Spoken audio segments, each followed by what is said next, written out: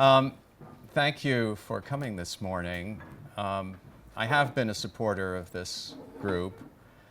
And when I spoke with Marcel about doing something as well as just enjoying things here, we landed on this word preserve.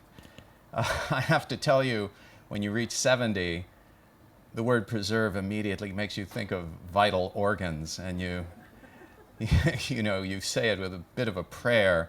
But obviously, people who come here regularly are in what Richard Florida calls the creative class. And you guys are screwing things up for economics. And I'll tell you why. We like to think that in a time of tremendous change, at least the measures of change can remain stable.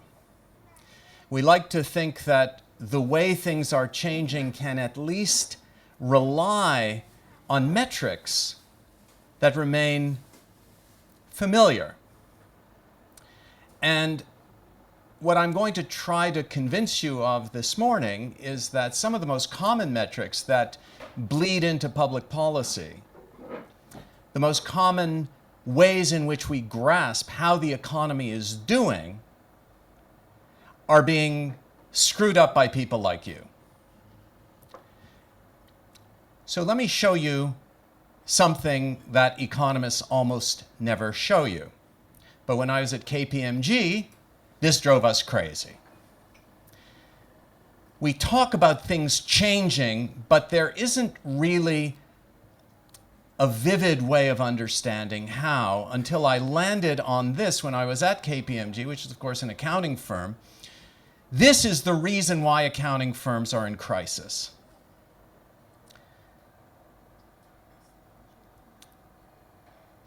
Let me show you something. Does this point? No, I guess it doesn't. So let me just show you something, okay? In 1975, if you took the 500 biggest companies in the United States, the S&P 500, and you asked by their accountants, by the measures of their accountants, how much of the assets in these companies account for the market valuation of the company, they would say that 83% on average of the 500 biggest companies, 83% are tangible assets. That is to say, if a company is worth $1 billion, the value of the assets in the company that are tangible, buildings, raw materials, booked sales. I'm not now talking about labor. Just the tangible assets of the company, machines.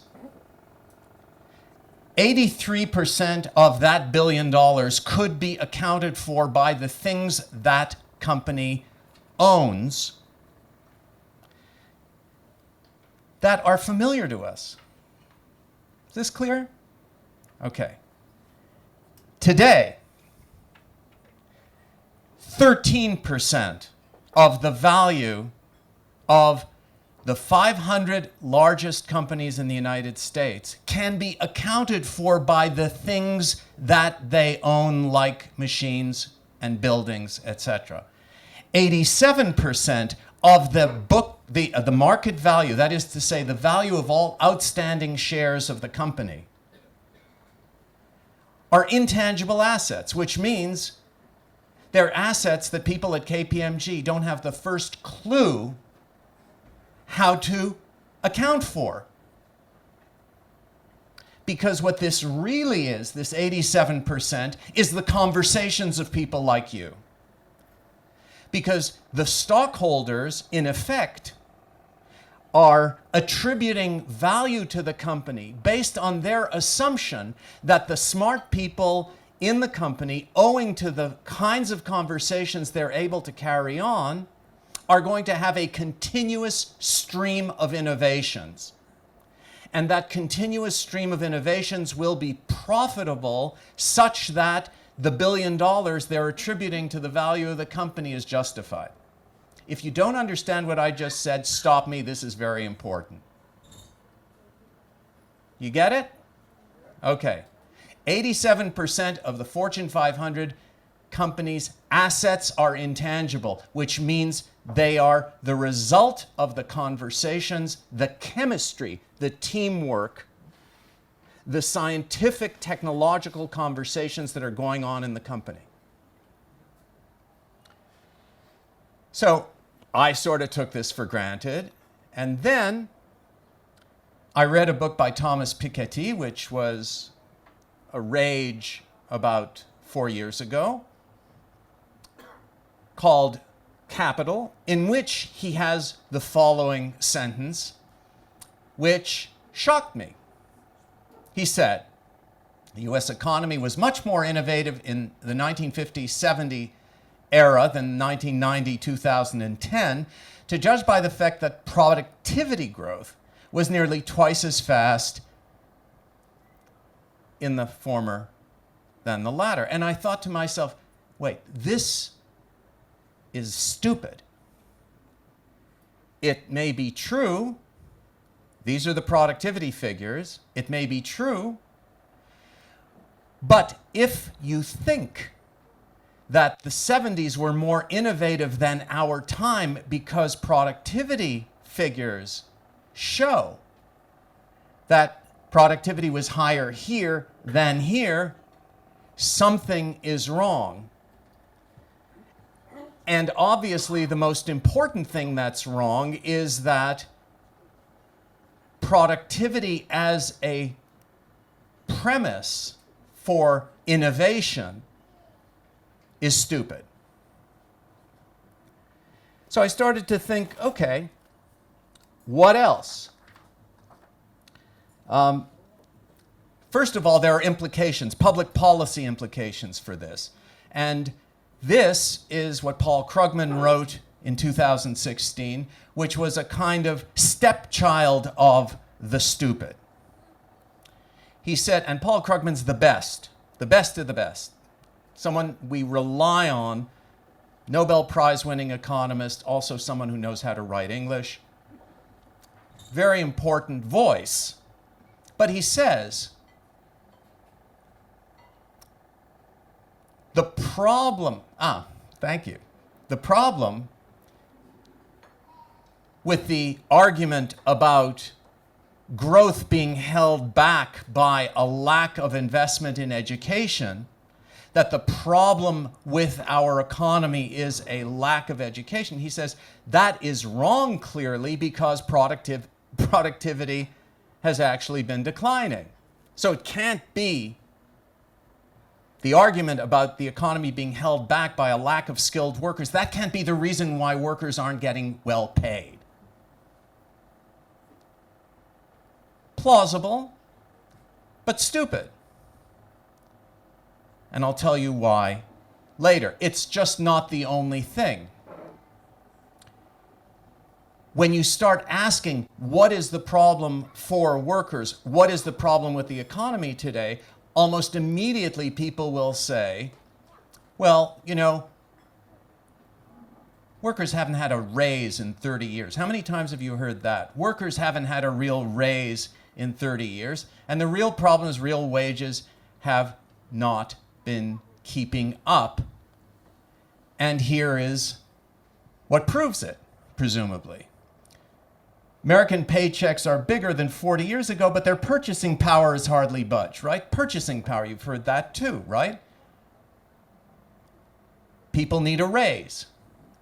They're getting paid the same thing now that they were 40 years ago. And the problem with workers is that they're not getting the raise that Bernie Sanders says they need. At the same time, Bernie Sanders says, well, the economy is actually doing well. Why? Because he's looking at unemployment figures. The economy is doing well. He just said this 3 weeks ago. The economy is doing well. I don't have to give Trump credit. The reason why it's doing well is because of the Obama administration, which of course is true. It's just not doing well. But his idea of why it's doing well is because unemployment is going down. Another figure that's making us stupid. So according to economic conventions, innovation is overblown, education is important, but not really what's holding the economy back. Purchasing power is stagnant. Workers could use a raise. The most important thing is to manage unemployment with infrastructural investment if possible. And what this is really is the sort of blueprint of what I think of as the progressive wing of the Democratic Party, looking at the economy through the lenses of the traditional economic measures that they take for granted. Look familiar? Sound familiar?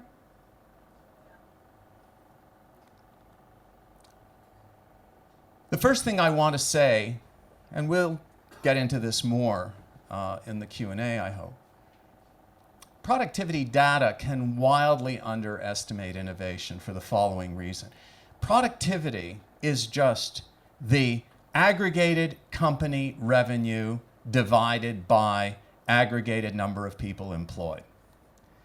In the time of Adam Smith, it made perfect sense through the division, when he wrote about the division of labor, it made perfect sense for looking at what makes a company competitive to look at productivity this way. The problem is that productivity can wildly underestimate innovation because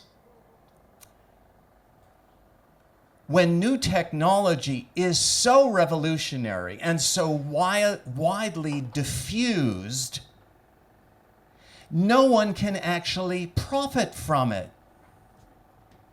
If everybody in the room has a cell phone and everybody in the room is conducting a conversation, cross conversations with one another, and you have network effects that are the result of our having those cross currents of conversation, and everybody has the cell phone that's making that possible, the smartphone that's making us possible, no one can actually make a profit from that. You can't monetize a technology that everybody has. And if you have, therefore, transaction costs falling for everybody, you have network effects that are empowering everybody. You have imported component prices that are falling because of globalization that are a consequence of those network effects. And if you have the prices of outputs failing to rise as a consequence of the competition that comes from everybody having that technology, aggregated company revenue does not rise. And so the number of people employed divided into that looks like it's falling.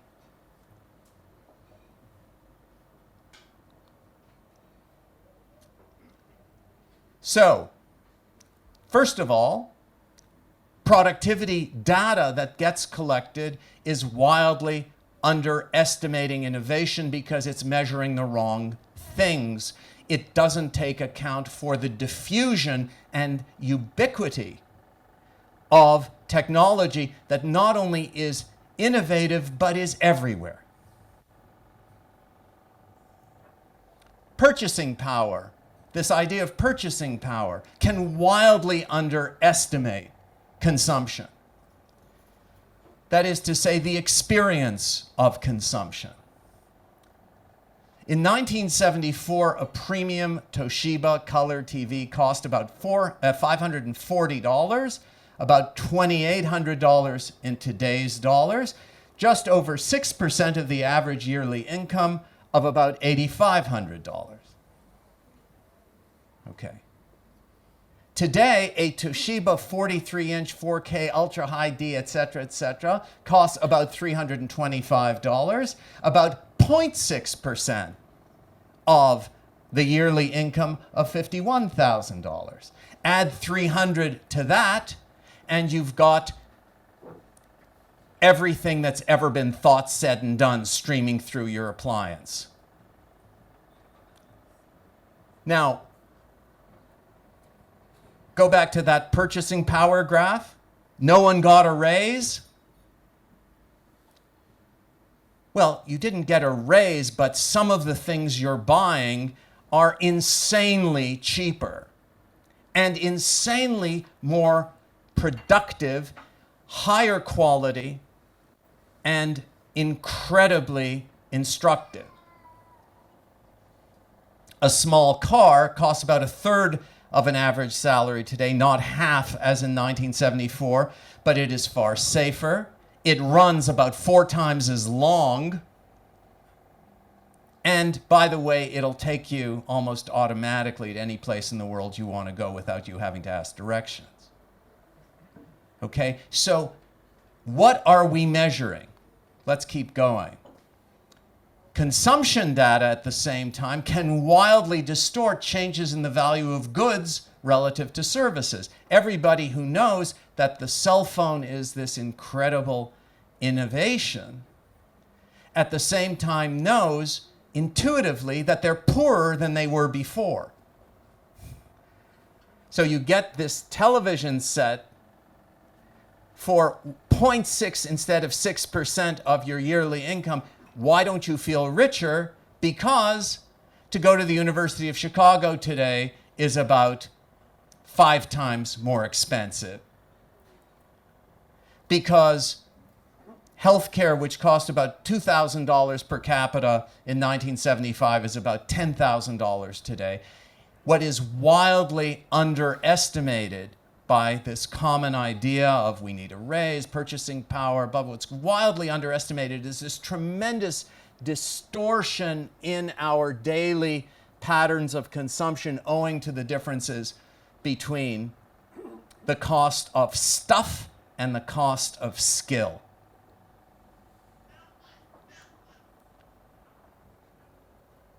Unemployment data, which we think of, that's our sort of go-to thing to find out how the economy is doing. Unemployment data can wildly underestimate inequality because so many of the jobs that are available actually require such high skills that tremendous numbers of people are no longer even seeking work.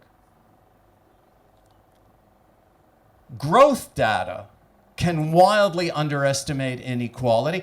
This is supposed to be an example of why we're doing better. When Bernie Sanders says the economy is doing better, he's looking at growth.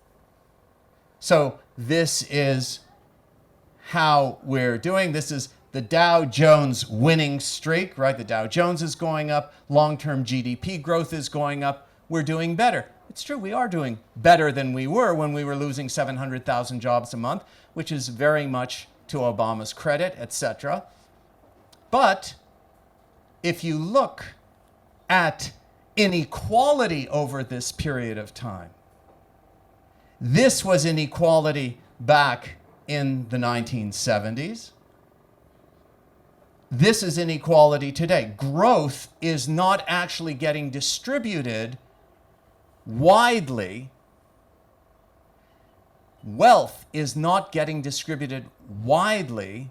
The more things are growing, the more unequal things are becoming. Most of the growth is coming here. This is where Sanders and the progressive wing, the Democratic Party, seems to be on message a little better, but they're still relying on measures that are in fact distorting the very thing they're trying to say.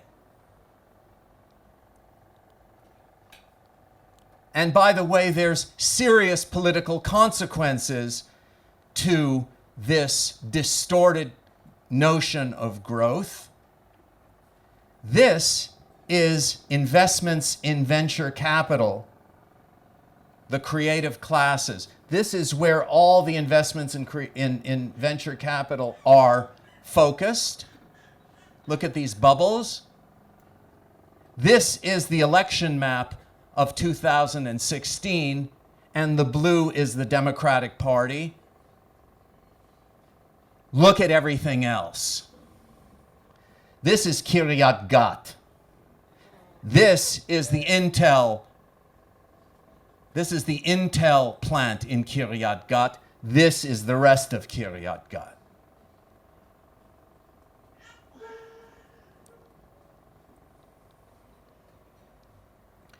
We rely on indicators that are making us stupid. Every time we've had a serious crash over the last 25, 30 years, they came after a rise in what looked like the leading economic indicators telling us that things were getting better. We're working with data which is telling us how we're doing, but we're trying to actually use data that is telling us how we've done, not telling us what is prospective. We're trying to drive by looking in the rearview mirror.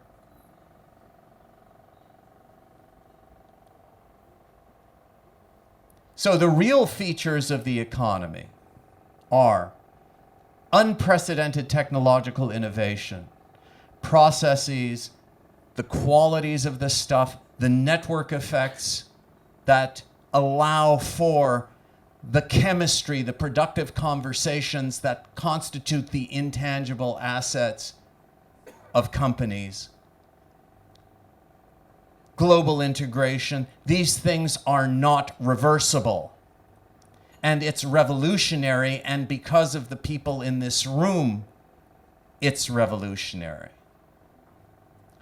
We're in a world of far cheaper stuff and far more expensive skill. Our problem is not unemployment, but unemployability for very large numbers of people who growth is only mocking, because the more things grow, the more unequal the society is that they're a part of. And they can't even imagine, the people in Kiryat Gat can't even imagine what it's like to go through the gates of Intel. It's not in the old days where there's a plant, a General Motors plant in Dearborn, Michigan, or something along those lines, and people, say, oh, my cousin Vinny is going through the gate and he's going to get a job at GM. Maybe I can too. The people in Kiryat Gat couldn't even imagine what the people going through the gates of Intel are actually doing behind those gates. And growth, therefore, can lead to extreme inequality and not general enrichment. And that's extreme inequality is a big part of what is fueling this populist, nationalist, religiously inflected revolution that we seem to be constantly reading about in the headlines. Because when you feel that the elites of your society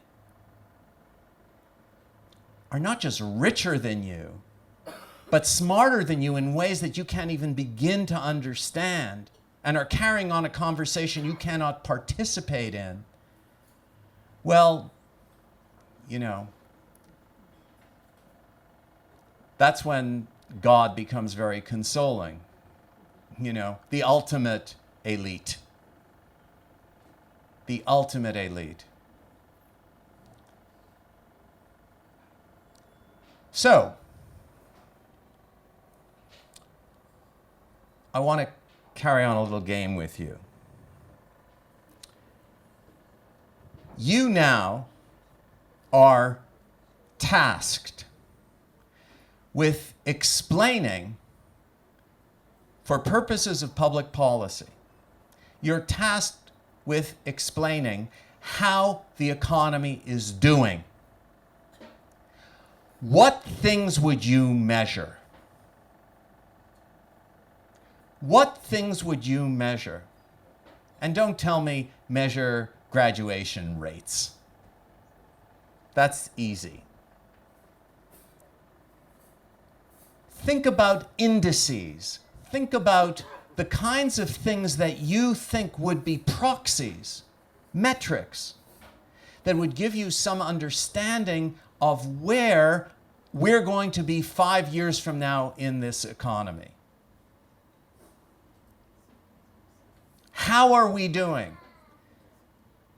Uncle Charlie, how are we doing? Am I going to have a job in 5 years? What things would you tell your nephew or your niece to look at to get a sense of how to drive forward and not drive merely with the rear view mirror? Think about it. I have time.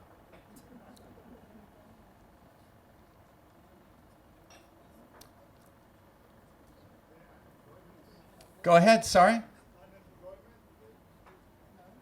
Okay, unemployment rates.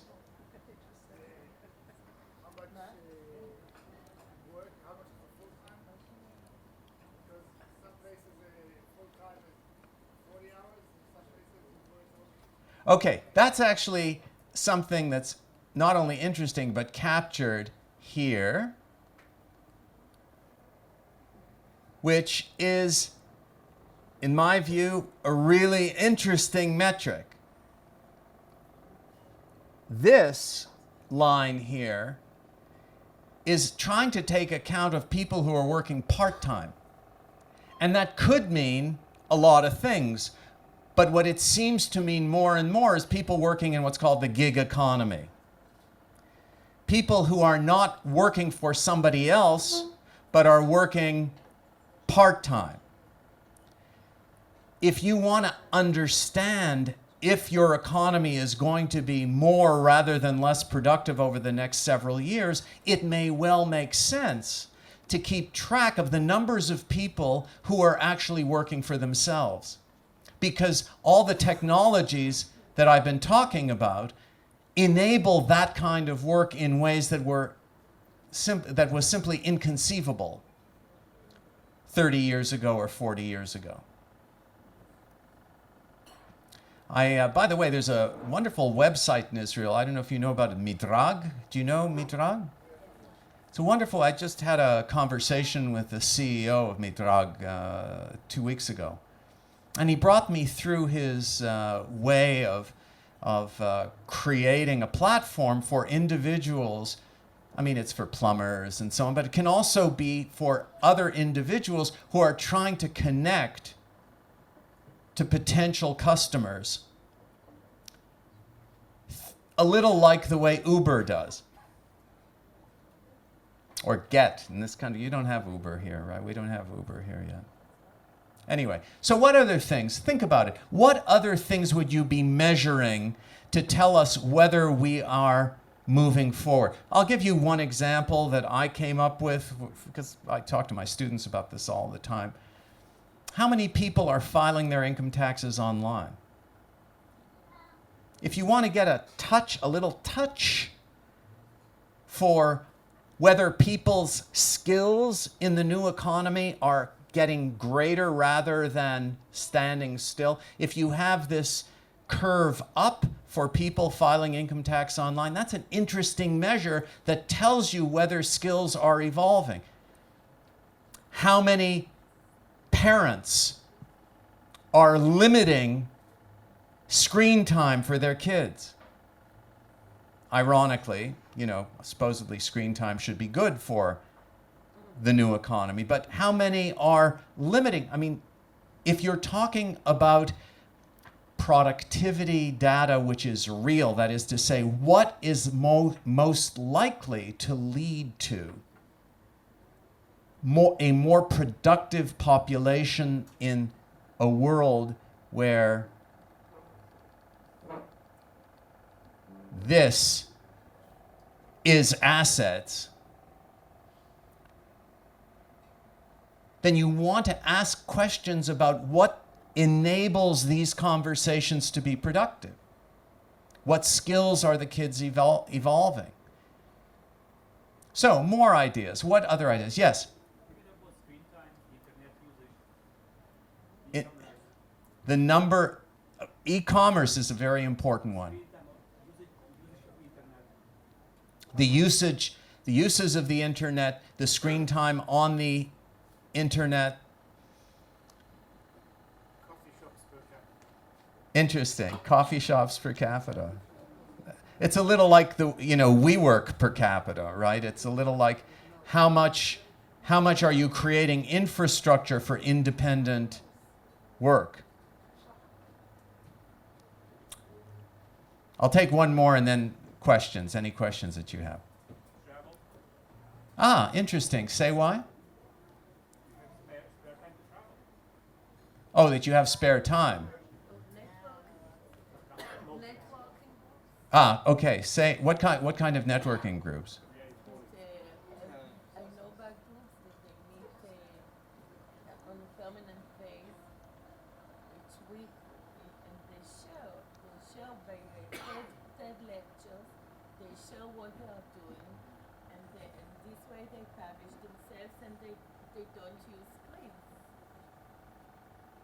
So you're talking really about groups that are involved in a kind of lifetime learning process, using one another, bouncing off one another, and growing and learning. I think that's actually a terrific conception. It's a terrific idea to measure that kind of thing. Robert Putnam at Harvard had this famous article called Bowling Alone, in which he was talking about the evolution of social capital. And he was lamenting the fact that bowling leagues, bowling, I don't know, right? That bowling leagues were disappearing in the United States. And in fact, people who went bowling were actually each other's best friends. I'll tell you another little story, actually, something that can be measured, which is very Israeli. In 2002, I was helping to put together a program called the Zell Entrepreneurship Program at IDC, at the Bentchumi. And I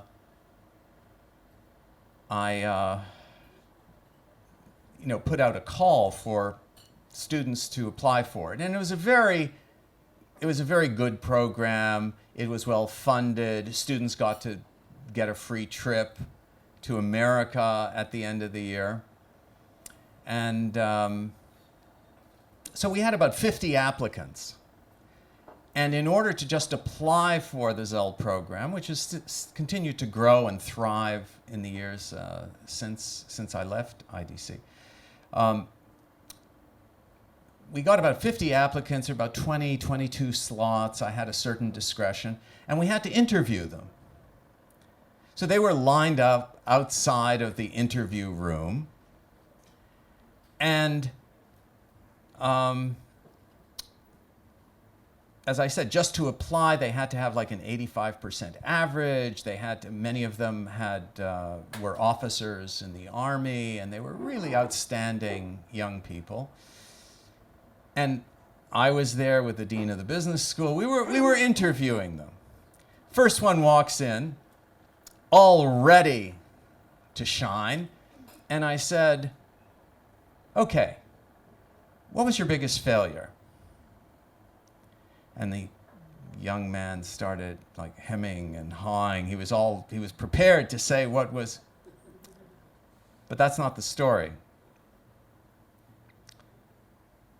Anyway, he was suitably impressive. Next one comes in. "What was your biggest failure?" Hemming and hawing and, Third one comes in. "What was your biggest failure?" "Oh, my biggest failure was that that time I went to da-da-da-da." And then the next one, "Oh, my biggest failure," and I realized that they were talking to each other in line, telling each other what I was asking, even though they were competing against one another. That the cultural solidarity in this country among these young people was so powerful that it was unimaginable that they wouldn't tell what the professor was asking. And if I could measure that in a country, I would have probably the best indication of whether or not that country was going to produce a lot of entrepreneurship, precisely because failing is so much a part of entrepreneurial life. And if you have that kind of friendship and that kind of social network holding you up, and there's no shame in failing,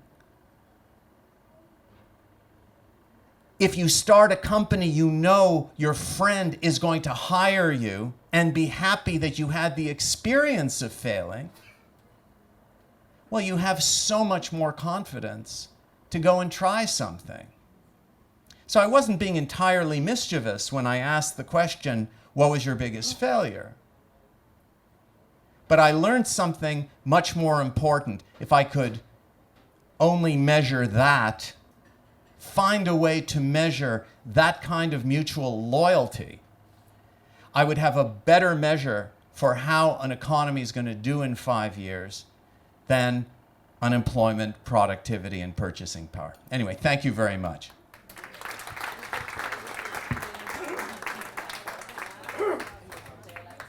I'm delighted to take questions or comments or whatever, but I think there's going to have to be some microphone. Then if you ask a question, please speak up really loud. Yes? Hi, thank you very much. I'm always fascinated, any talk I go to which is eye-opening such as yours, always makes me wonder how much of this insight makes its way up to the policy makers.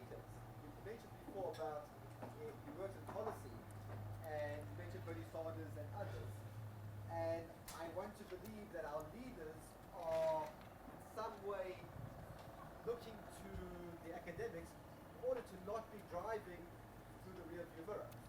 And how much of this makes its way up, and yeah, just you can comment on that, please. Did everyone hear the question? How much of this kind of insight makes its way to policymakers? And, you know, do they check with academics to find out? It depends which academics and which policymakers.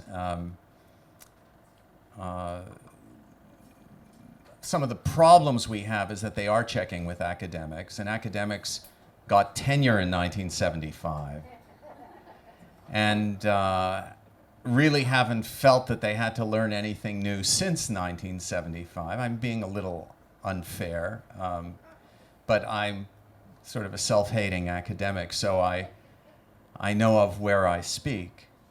Part of the problem is that you expect from academic communities to converge on wisdoms that are established. And as a result, it's hard at times to find communities of practice inside of academic life which keeps up with what's happening outside. Now, which candidates are we talking about? Which people are we talking about? I have to tell you, a lot of candidates know bits and pieces of this argument. I'm not sure they all understand why. I think I actually have one exception. Pete Buttigieg, you know, the mayor of what's the name of it? Indiana, South Bend, Indiana, who spent 3 years at McKinsey, and I love him. Forgive me. I wasn't at McKinsey, I was at Monitor, but there is something about the way he has kept up with the way the economy works that when he talks about the economy, I feel like he gets it. But there are an awful lot of people in political life who are simply stuck with framing mechanisms from the past and are not really getting it. And going to the universities at times is the blind leading the blind. So it's all up to you now. You are now going to be the evangelist for intangible assets. Yes. Yes. I think one of the problems in this Do you want a mic? Does that work?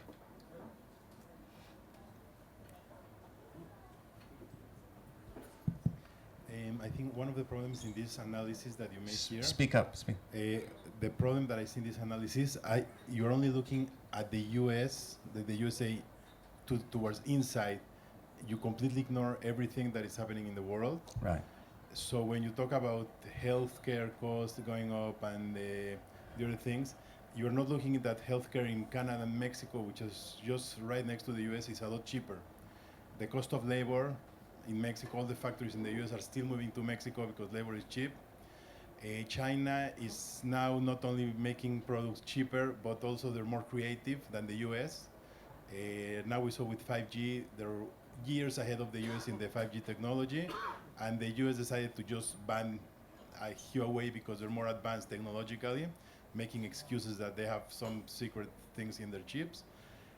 But the US is just falling more and more behind, and you have to understand you have to compete. The only thing I see in the US, which is keeping the US afloat, is that people are still taking the US dollar with the value that the USA says that it's worth. Because if you look at what's going on in the world, in reality, the real value of the dollar is a lot less than what it's now, and the US is going to continue going downhill until you start competing with the entire world. You've said a lot of things, and I'm not sure where exactly to cut in. Much of what you said I agree with. I'm not sure that what I'm saying here is only relevant to the US. This development in the market capitalizations of companies and the growth of intangible assets is a worldwide phenomenon. And if China is becoming more creative, like for example in the 5G space, then Huawei, which is in the 5G space, is going to experience exactly the same thing. So yes, it's true that there are parts of the world that are still catching up, but I talk to friends of mine in Ramallah, Palestinian entrepreneurs, who have exactly the same problem, which is that they have to compete in a space that they didn't anticipate years ago, and their biggest problem is talent. By the way, if you want, this is a very interesting question. If you understand what I just said, the most important thing for the Palestinian economy is not $68 billion that will be raised in Bahrain, but simply taking off the constraints that make it impossible for Palestinian talent to come in and out of the area. That's what they understand. The trouble is the people who are raising $68 billion in Bahrain simply haven't really understood how the economy works today. They think you build bridges, you build roads, you infuse an economy with money, and somehow that's going to create economic growth. It won't. It's like sending a Mercedes to Zaire and hoping that it won't be off the road in 6 months. What you need to do is invest in the human capital. You have to invest in the capacity of that human capital to create its own network effects. You spoke about networks. Get the talent in there and allow the talent to move freely in and out, and the money will come. Other questions? Comments?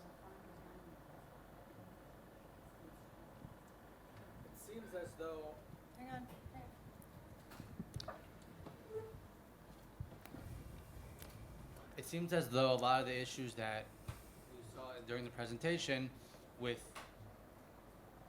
where the finances, global finances come into play is that in the private sector, people are doing very well. And when it comes to the government, that's what makes everything more expensive.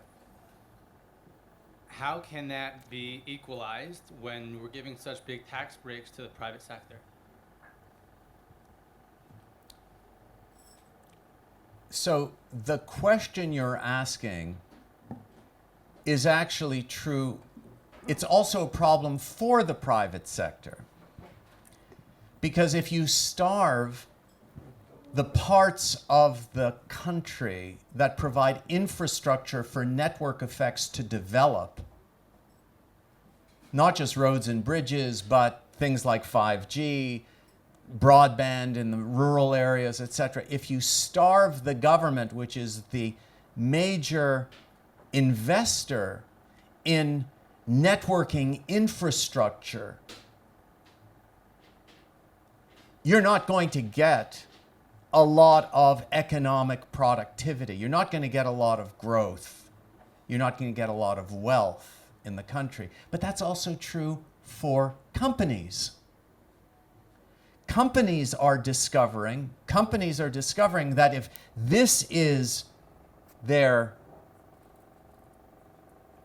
most important assets, they also have to make investments in internal intranets, in coaching efforts, team-based problem solving, coaches, people who come in, outward bound programs where people go away and learn trust games, people learning to trust each other within companies. Companies that don't make those kinds of investments are in fact going to fall behind, just like countries that don't make those kinds of investments are going to fall behind. The most important thing, if there's a takeaway here, is when you go outside, ask yourself, what is the infrastructure that enables network effects to build? That's partly, book clubs and TED groups and things like that, which are very important. But there are other things. I'll give you a simple example. When was the last time you ever heard anyone at a university make a case for a core curriculum? A great books course. Not because there are a bunch of books that everybody has to learn. I mean, I would say there probably are, but I wouldn't like to be the person determining what's going to be on the core curriculum. But the most important thing about a core curriculum is everybody reads the same book, and therefore they can talk about it together. Everybody reads Plato's Republic, not because Plato's Republic just has to be read, another dead white male who blah, blah, blah, who wrote a book. It's just important that everybody reads, anything that was written by someone that everybody has to read means that everybody in the community can conduct a conversation about it, and eventually they're going to get to some interesting place, simply because they have a common referent. Nowadays, the only common referent is, the last episode of The Simpsons or something. Now I'm really dating myself, I know. But, yeah. Game of Thrones, right? Which I haven't seen, but as I said, I saw King Lear, so I think I know how this story ends. We have a little more time? Yeah.